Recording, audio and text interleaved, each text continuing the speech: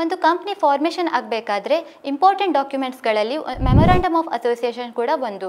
ಈ memorandum of ಅಸೋಸಿಯೇಷನ್ನಲ್ಲಿ 6 ಕ್ಲಾಸಸ್ಗಳು compulsory ಕ್ಲಾಸಸ್ಗಳಾಗಿರ್ತವೆ.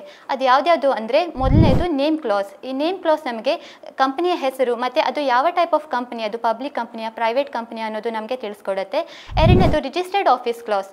ಇದರಲ್ಲಿ ನಮಗೆ ಆ ಕಂಪನಿಯ ರಿಜಿಸ್ಟರ್ಡ್ ಆಫೀಸ್ ಎಲ್ಲಿ ಸಿಚುವೇಶನ್ ಆಗಿದೆ, ಅದರ ಯಾವ ಸ್ಟೇಟ್ನಲ್ಲಿ ಸಿಚುವೇಶನ್ ಆಗಿದೆ ಅನ್ನೋದು ಈ ಕ್ಲಾಸ್ನ ಮೂಲಕ ನಮಗೆ ತಿಳಿದು ಬರುತ್ತೆ.